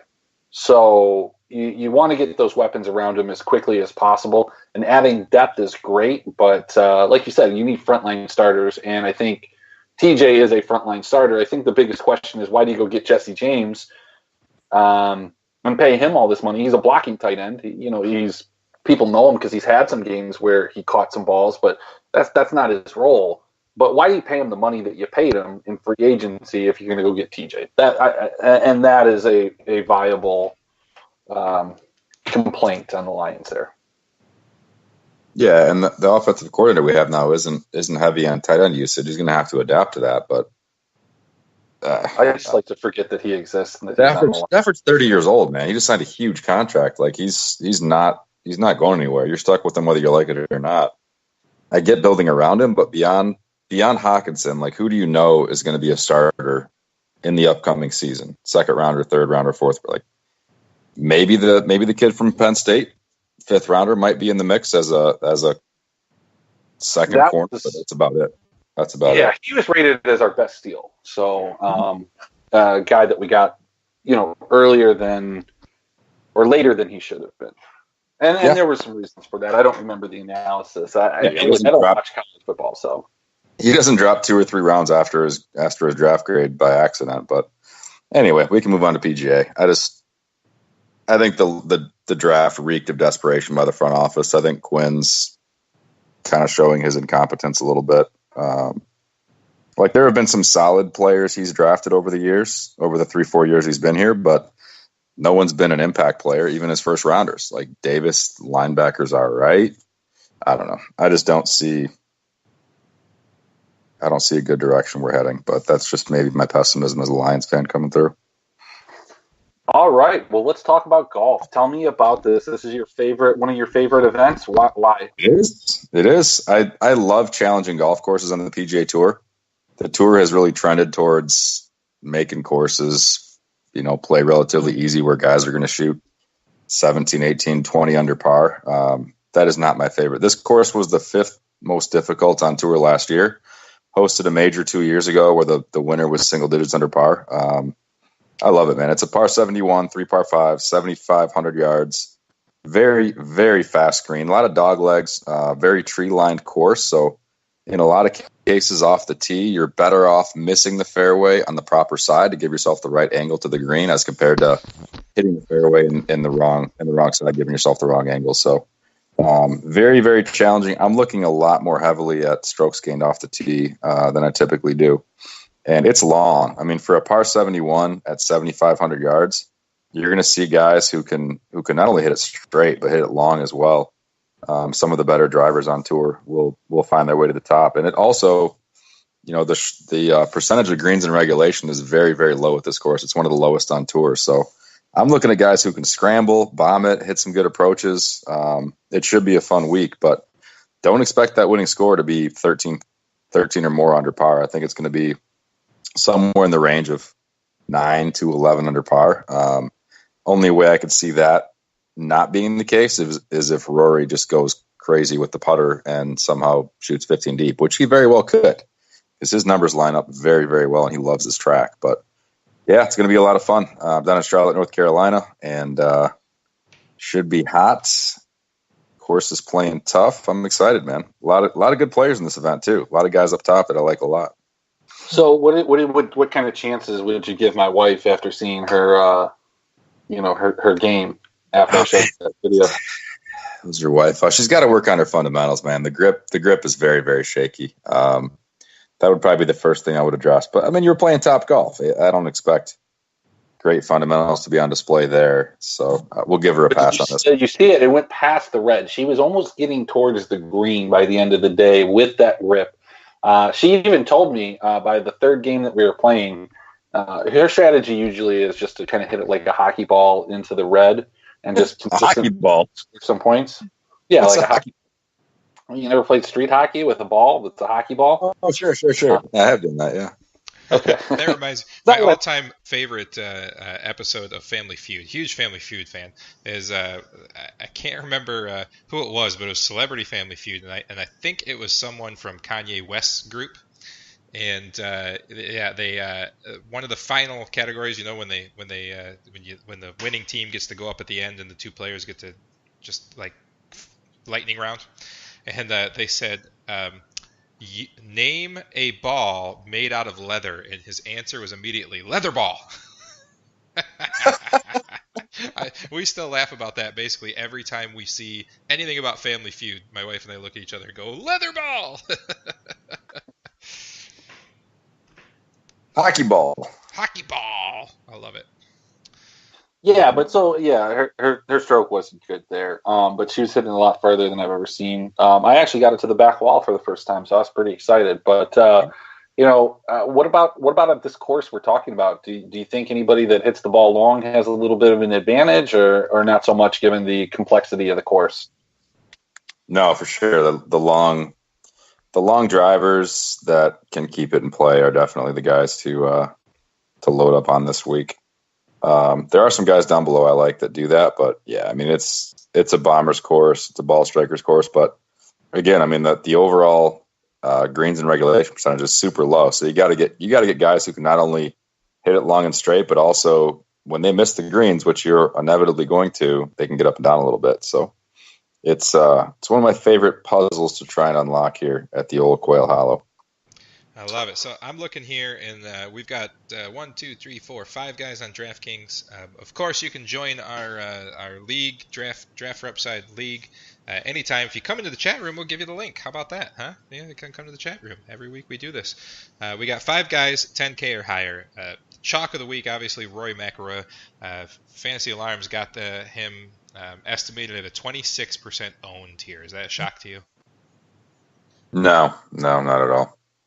Yeah, the highest price guy and highest owned guy according to projections. Yeah, like if you line up the stats that correlate to success of this course, like he's number one almost across the board, with the exception of like short game and putting. But any ball striking stats, he's like 1-1-1. Strokes gained total, strokes gained tee to green, strokes gained ball striking, strokes gained off the tee. He's all across the board number one. He's 5th in approach. Like he's just the stats line up ridiculously well. Yeah. And he usually putts well here. He putts better on fast greens. So the names in this 10K or higher list, I mean, I could probably make an argument for all of them unless you tell me something wrong. But Roy McIlroy at 11.8, Jason Day at 11, Ricky Fowler at 10.6, Justin Rose at 10.3, Hideki Matsuyama at 10.1. Yeah, I mean, you've probably figured out I'm kind of a Jason Day hater. I just hate his ball striking numbers typically, and I don't know. He's looking better statistically than he normally does, but I'm just not a Jason Day fan. Yeah, he normally Jason puts Day's one of those guys that's like top 5 or miscut. Mm-hmm. Yeah. No, I mean it's whether or not he can get his putter absolutely rolling on fire and give himself a few more opportunities than normal. But I like of the top tier guys, obviously Rory is very high owned. I like Matsuyama as well. Kind of lukewarm on Rick. Go back to Rose personally, man. He hurt me. He hurt me the last time I put money on him. He hurt me. At Augusta? Yeah, he hurt me, buddy. Yeah, but he hurt a lot of people, so I think that makes him interesting. I'd rather spend 10-3 on Rose than Matsuyama at 10-1 and know that Rose just is just a little more consistent. Matsuyama's, a great player in a lot of ways, but we've seen his struggles. So that price is just it's a little bit high for me. Hideki's very much a course history play too. He contended here at the PGA. I think he was actually 54-hole leader. 3 of the last 4 years, he's been top 20 in this event, including a 5th in 2017. His form's been trending pretty well. His ball striking numbers are off the charts. I mean, I don't know. I think Rose probably has a little bit higher win equity, but I think Matsuyama's your probably a little bit safer play just with Rose's form, and he also I don't know if it was an interview or what, but I saw a quote from him today where he's like, I'm not exactly sure where my game is coming into this week, so I guess we'll see. Which, whatever. That's probably going to make him like 5% owned, and he'd probably be a great GPP play, so I'll probably load up on him. FanDuel is predicting Matsuyama at 13% and Rose at 19%. Rose higher owned? Yeah, I would take Matsuyama. Save the $200. I would take him for a better odds at top 10 finish. So Rose is consistency, but this week I'm sold on that. Yeah. So looking through my own stats here that I kind of pulled up earlier today, Probably my two favorite guys are in the 9,000 range here, and probably going to be Gary Woodland and Tony Finau in the 9,000 and 9,300 respectively. Love these guys. They just keep popping up. Every time I put a list together, they just consistently stay on that list. We are in agreement there. Neither of them are great putters, and the one thing to keep an eye on this week is that this is one of the most difficult courses on like 5 to 8 footers. A lot of guys are going to miss putts in that range. So you can look at that a couple different ways. Like, does that bring the bad putters into play? Because even good putters are going to miss some of those shorter putts, or does it give more emphasis to good putting? Mm-hmm. I've heard arguments for Finau and Luke List, who's another great ball striker and terrible putter, who I've been on many times this year.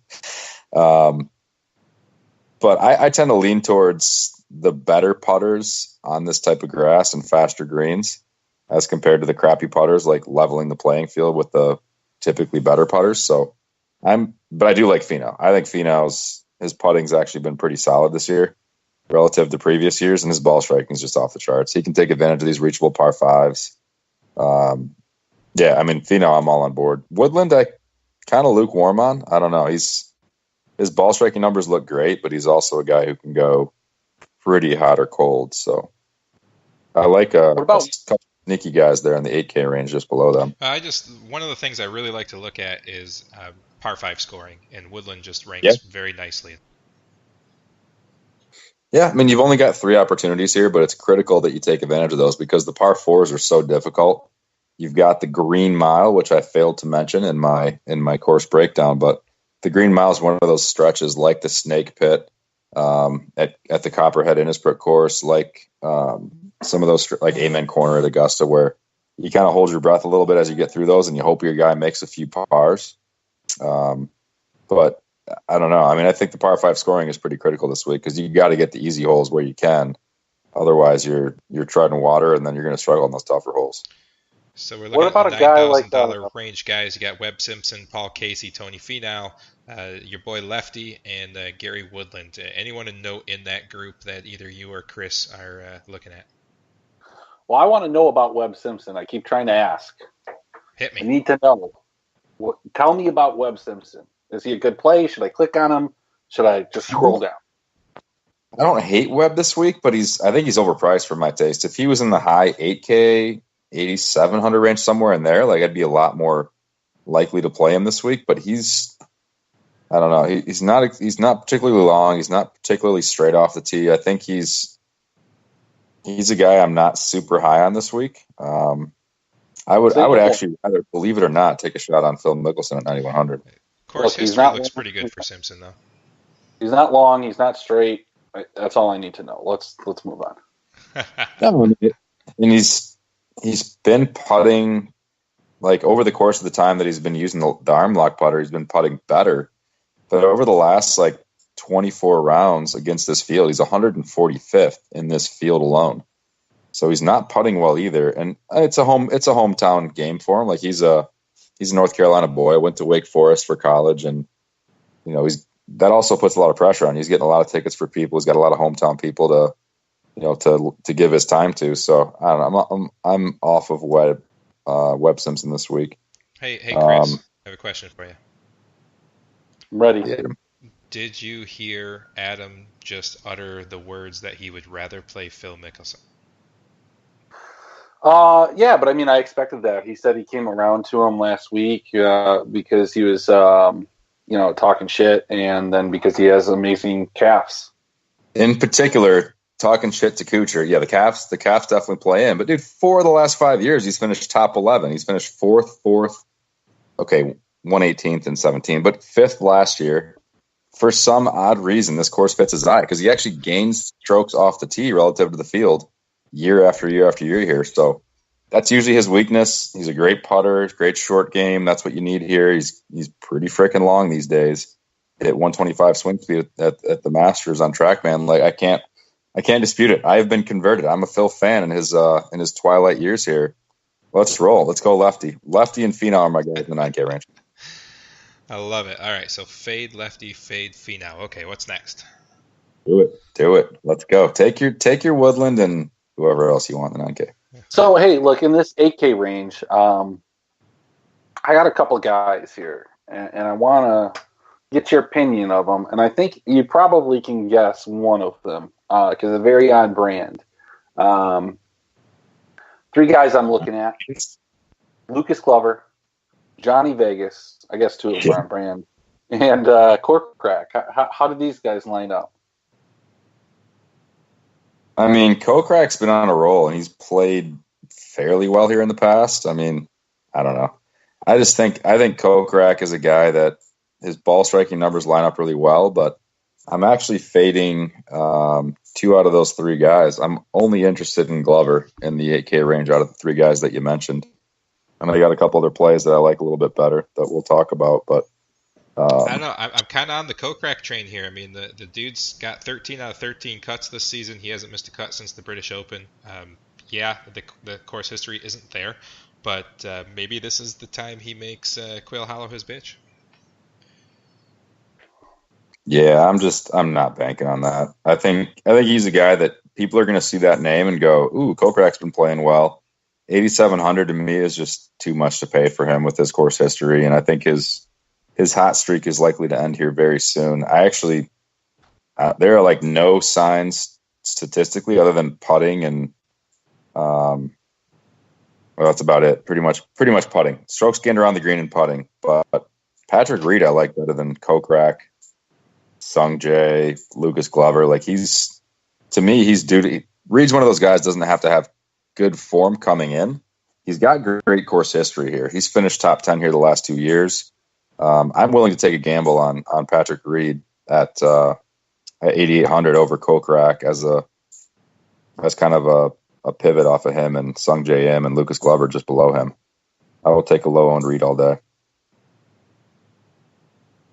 But no Johnny Vegas, huh? I mean, Johnny's all right. He's just his short game is around the greens is what concerns me with him. Strokes gained around the green, 114th, 97th in putting in the last 24 rounds. Like he's had some good finishes. He's kind of played over his head a little bit, but I'd much rather take Aaron Wise, who finished second here last year. Always gains a ton of strokes off the tee. He's 23rd in the field, strokes gained off the tee. He's showed some good form, finished top 20 in the Masters. I will take him over Johnny Vegas. And, of course, I love my boy Luke List. I mean, how can you not, right? Yeah, they've got him projected at 24.99% at Fantasy Alarm. I feel like that's high. Damn, that's really high. Fantasy Alarm's numbers are not always, on par with a few of the other places, but that just happens to be the one I've got pulled up. Yeah. What about Zach Johnson at 7,900? No. All right. I mean, he looks like a value at that price, but he's short. He's not hitting it particularly straight. He's like 101st in this field in strokes gained off the tee. And he's not particularly great with his long irons, at least not the last couple of years. So, yeah, that's just not my brand this week on this kind of course. So I got a couple guys here in the 7,000s that also kind of pop up when I keep looking through the various things I like to look at. And one of the things I also like to look at is a couple other experts out there, their picks, and then relating those to ownership percentage projections. And our boy Damon, 7,600, projected ownership of only 9%. Pretty good form recently. Nice value play there. Maybe. I don't love the course for Damon, though. I really don't love the course for Damon. I think I don't know. I think there are better plays around him. I don't mind the ownership. If you can get a guy that's very low owned. And the same ownership for Mr. Mullinax, right there at almost the same price. Oh, Mullinax, I would much rather take. Mullinax mashes it, man. That's what I'm looking at this week is guys who can make those easy birdies on par fives, and then it's not that he's a great short game player, but Damon, I don't know, man. Like I think he might be sneaky high owned this week. He might be one of those guys that when you see the actual ownership, it's higher than you expect. Sure. But I'm a big fan of Damon. Like I've been on him for a good chunk of the year. I think he's played really solidly and he's trending in the right direction. I just think this type of course does not suit his game very well. Fair enough. Right below that, 7,400, Clark and Fratelli, both at 7,400, both pop up in fantasy alarms breakdowns, both projected at about 3% ownership. Wyndham and Dillon, cool names there. Yeah, I don't mind Fratelli. I think Fratelli's one of those guys like we talked about a couple of weeks ago with Eddie Pepperell and Alex Noren. Like those are guys that are just kind of pedigree plays where they're better as far as the world ranking than where they're priced. So you play them on just raw talent alone and hope it fits, but they're not guys who have like extensive course history. Wyndham Clark hasn't played here before. Fratelli played here the last 2 years. He finished 63rd and 103rd, so not necessarily a great course fit, but Fratelli's the kind of guy I do like at courses where they're not going to play extremely under par, not the shootouts. He's not a huge birdie maker, but he's good as far as bogey avoidance goes. So I don't mind Fratelli, but I'm passing on Wyndham Clark this week. A couple guys I do like. You want to get to that? Sure. In the old 7K range. Got to go back to the well with Keith Mitchell. His ball striking numbers are just so freaking good. It's very, very hard to ignore. Obviously, on the par fives, he can make easy birdies, as we discussed. Mullinax, we touched on a little bit. I want to get on Kyle Stanley because I feel like he's due to rebound at some point. He's just been so awful. It's like, how do you jump on board with that? Joaquin Niemann, his numbers are pretty good as far as strokes gained off the tee, strokes gained approach. Not great around the green, but I think he's gonna jump. He's gonna pop at some point. This is the kind of course he could certainly do so. Russell Henley stands out as a value play down there in the 7,300 price point. Don't mind some Russell at this track. I want to get down to the values in the low 700s, 7,000s. Yeah, so I got an interesting guy that pops up here, and looking through ownership percentage, and the only guy basically in double digits below 8,000 is a guy looking like they're saying 13% ownership at 7,200. Sam Burns. Tell me why this guy is popping up the charts in ownership for value play. That's a great question. I mean, he's kind of one of those guys who's looked at as a young up and comer. He's been touted as such for a number of years now. Played very well with Tiger last year at, I believe it was the Honda, which got a lot of attention. And I mean, overall, he's not a bad play, but there's a couple guys like around his price point that I think could certainly finish much higher. But like Sam Burns I think his perception is greater than the reality of what his game is. Mm-hmm. So he's a guy I'd be 100% willing to fade because there are some guys right around him that look like some pretty viable pivot plays. If he's the only guy in the 7K range, low 7Ks, that's double-digit owned, there are a few guys around him I'll take all day long. Chris, you got any input on these 7K guys?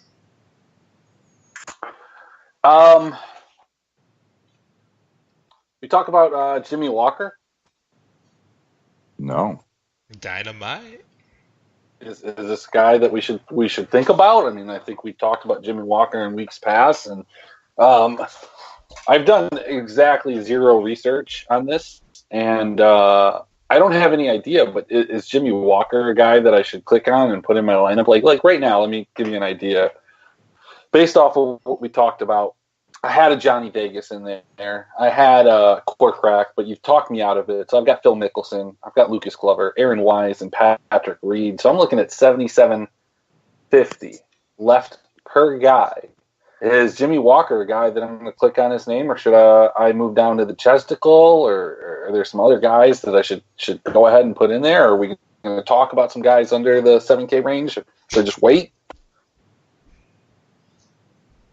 I mean, I don't love Walker as far as the way he sets up this course. He's only played here twice in the last 5 years and hasn't cracked the top 90. So those aren't great signs. A guy that everyman Adam Hadwin. Yeah, Hadwin's all right. He's just been like his game is flipped. Like his ball striking numbers are actually pretty decent this year, and his around the greens and putting numbers are just awful, which is not like him at all. He seems like a guy who should turn at some point, much like who did I mention just a minute ago? Oh, Kyle Stanley. Yeah, like he should flip at some point. It just hasn't happened yet.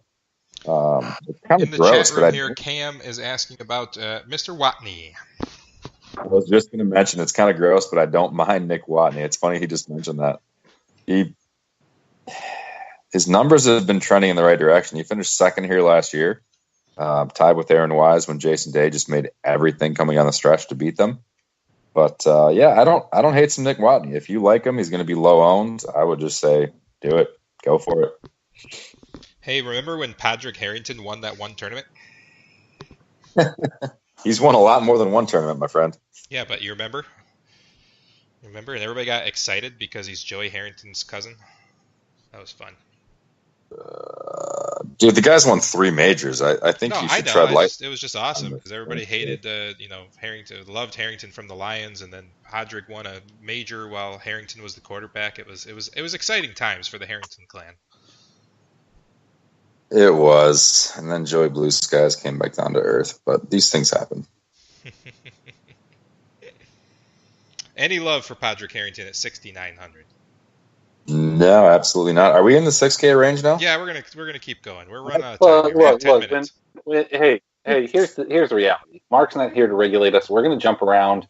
We're not gonna get scolded by him. Like, oh, we're still in the 8Ks. You're right. Talking about a guy at 6,400. It's Kevin now. Of course I'm gonna fucking look. I stepped in for Mark on my Lions draft rant. I'm gonna step in now and try and regulate here. Brendan Steele. Brendan Steele and Peter Uline in the 7K range to round that out. That's it. That's all I got. Let's go to 6,000 range. Like, yeah, just why don't you tell us who's down here? We could name off some names, but why don't you tell us who stands out? Because there's a bunch of schlubs, and we don't want those guys. I'm getting a glass from my box of wine right now. So tell me who are these value plays? I mean, we're still in the 7K range. So Cheston Hadley at 7K stands out. And Brennan Steele at 7,200, and that's it. We can move on to 6K. Like, Cheston Hadley's actually got great course history here. He's, let's see. He's had some great finishes the last couple of years. Scrolling. I'm getting some Nighthawk Black Cabernet Sauvignon from Bodabox. It's bold, rich, and dark. Line, yeah. Cheston finished 16th last year, 11th in 2016, and 20th in 2015. And his numbers are stacking up pretty well. So he's the last guy I like in the 7K range. Let's move down to the 6K range. Hey, last week when you guys abandoned me, this was a challenge too because I was kind of tied to my computer. I couldn't go get an extra drink. So that was the other part of doing it solo that was tough is, I wasn't as mobile. So that is tough. I'm sorry to hear that. I mean that, man. I I'm couldn't sorry. even pull off 30 minutes on my own on Monday, so I nothing but love for you, buddy. Yeah, an hour and a half was tough. So. All right, 6,000 range. We got a lot of guys. There is a absolute metric shit ton of dudes below 7K. Give me a couple of highlights, and we got to start making some picks. Fade them all. I don't know. Names down here. We got Ernie Els. A couple of names I recognize. Danny Willett, Jonathan Bird. Just names that I actually recognize.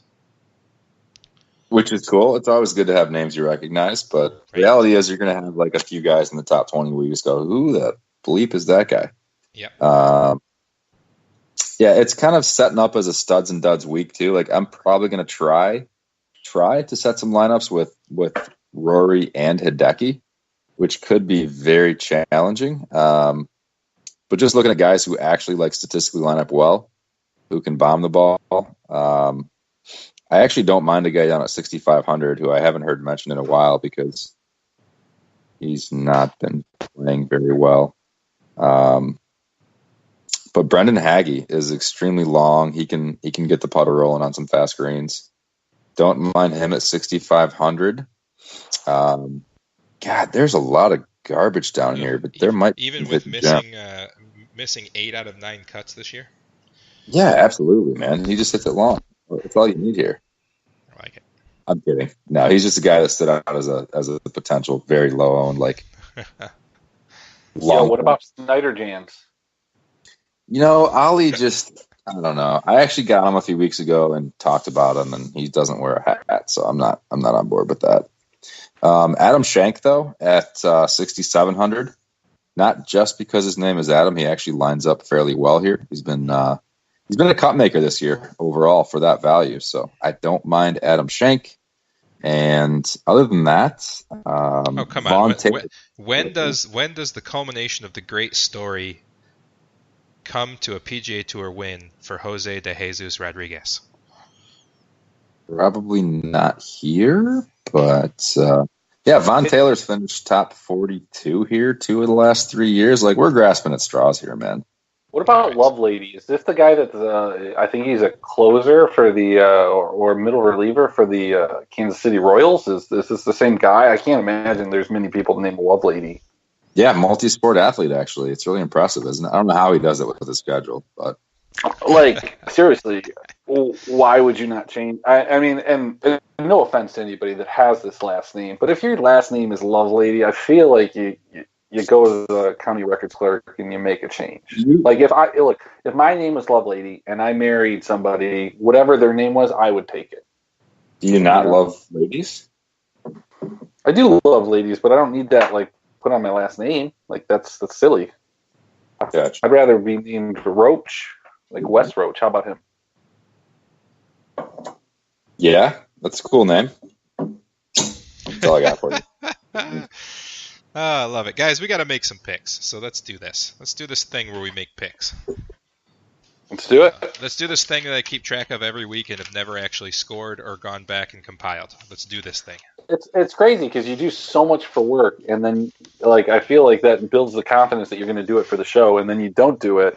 And I look forward to the accuracy of my picks, which some weeks I don't. But one of these days I'll be homesick for a day and I'll get bored to death and I will compile all of these scores. It'll be highly entertaining. Because that's what you want to do when you're sick. It'll be awesome. It'll be awesome. It'll be amazing. So, anyways, let's get this on. So there's only 3 of us, so this should go pretty quickly. Options will be open. So, Christopher, I'd like to start with you today. Can I start with you today? Sure. Who would you like to win, sir?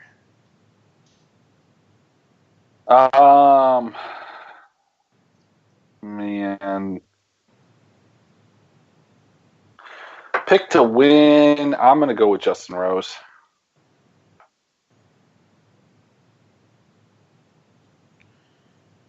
Adam, what you got? Rory. Taking the chalk.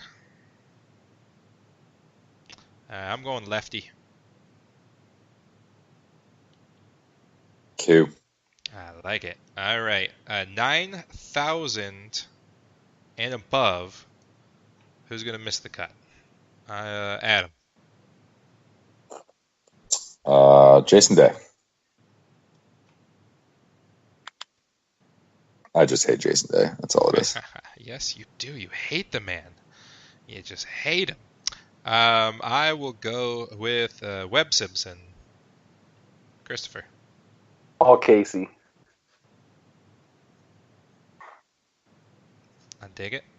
I should have doubled down and just gone with Justin Rose to miss the cut or win. Like, that way, like, if he misses the cut, like, I'm not that mad. Like, yeah, you didn't win, but you didn't make the cut either. If he makes the cut, there's like a 90% chance that one of those two things does not happen. Right. Yeah. Well, look. I like it. You're right. All right. 80, let's see. I'm going to take Lucas Glover out of it. Screw you, Chris. 8,400 to 7,500. So that's quite a few players here. 7,500 to 8,400 to have the best finish of that group. I get the first pick. I will go with Luke List. Yep, that's right. Ah, I freaking hate you, man. That's right. That's right. You do. It's fine. Totally fine. Christopher. I'm going with CH3. CH3. I dig it. Adam. I will take Aaron Wise. I actually didn't even want Luke List. I'm not even mad. I'm totally fine. I knew you were going to take Aaron Wise after Luke List. I would have picked Aaron Wise in the first place. I thought Danger was going to go with Charles Howell just because he's the top price, and typically Danger goes with the chalk. I do. I'm a chalk guy. I'm a chalky guy. CH3 is not an East Coast player, though, bro. He hates Bermuda. That's true. All right, so tipsy pick. Tipsy pick of the day. Of course, a pick so wacky you'd have to be drunk to pick it. Who started the last one? I did. So, Chris, you're I up haven't first. said anything yet, man. Huh? Yo, but you got to tell us the parameters. Oh, okay. Well, let's see. That's a good idea, huh? Let me find where I want to start here. Just beat Tipsy and pick someone. Yep. We're going to go with 7,000 and below. That's not a metric ton of guys, 7,000 and below. Chris, you're up first. No, dude, Adam wants to go first. Let him Adam go first. Wants to go first. Adam, fire away. Not just that I want to, I deserve to. I haven't gone first yet. I'll take Hank Lebioda. That's not true at all.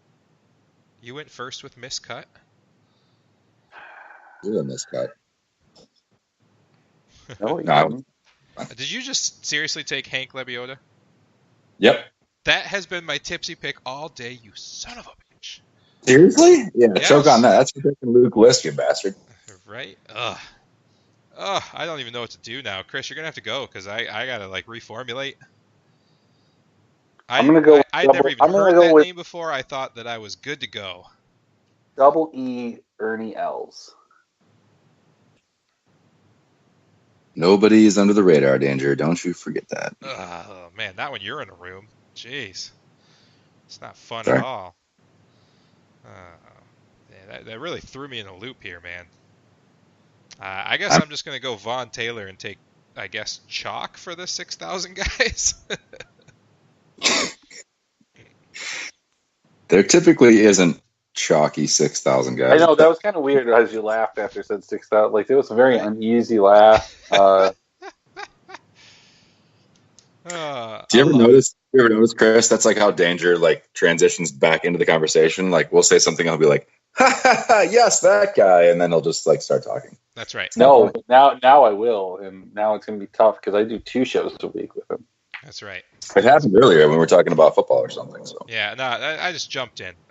Usually I stay quiet, and then I just can't. The laughter comes out. I have to butt in. Anyways, fellas, we are out of time. We are, again, on the Legend Sports Network. You can find us at LennyMelnickFantasySports.com. We are Draft for Upside, DRAUGHT, as in draft beer, because we're a bunch of alcoholics, and we're not afraid to say it. And for Mark, who didn't come, I'm Johnny Danger. We had Chris Emmerich. We had Adam White.